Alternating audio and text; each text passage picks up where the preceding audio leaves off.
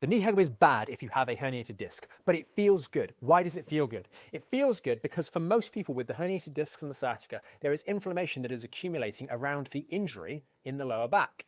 And so when you bend forwards, you increase the space where my little finger is, where the nerves come out, and that creates this kind of release valve, which releases the pressure and why it feels nice in the moment.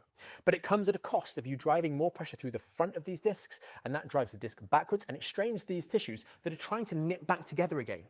And so we're doing something that feels nice, but actually is making the underlying problem worse. Going back to how I started this live stream, talking about the experience and working with these things, the people that are recommending those exercises, I was taught to recommend those exercises at university as an undergraduate osteopath. So I'm very, very sympathetic to why you might do that. But they just haven't gone down the specialist route that others have gone. They haven't had the experience that others have gone. So their proviso, their philosophy is that your back pain, your sciatica is the problem. And I would say no. Your back pain and sciatica is not the problem. That is a problem as a consequence of the injury. And so when we talk about coming up with rehabilitation, we come up with things that prioritize the injury rather than just the symptoms. And so if you're prioritizing the injury, you wouldn't recommend a knee hug or child's pose. And so that helps, hopefully, you guys understand why certain practitioners who are prioritizing your back pain, your symptoms, your sciatic pain as the problem, it's perfectly reasonable for them to recommend the knee hug and child's pose. But that's not the problem. That's the symptom. And they just don't know.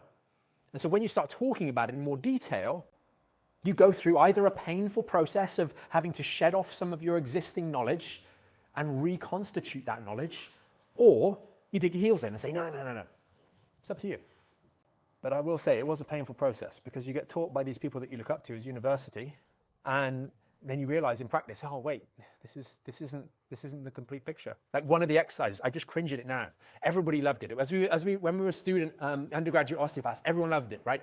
Reinforced flexion, right? So the person lies on the bench, and you come over and you do reinforced flexion. So you put your forearm on the sacrum like so, and it creates a really nice lever, and you pull around in this direction, and it pulls that flexion into the lumbar spine. It creates loads of space. It feels really nice often while it's being done, right?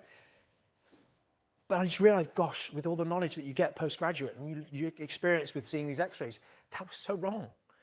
That was taught at probably the premier osteopath training institute, which is now called the University of Osteopathy, I believe.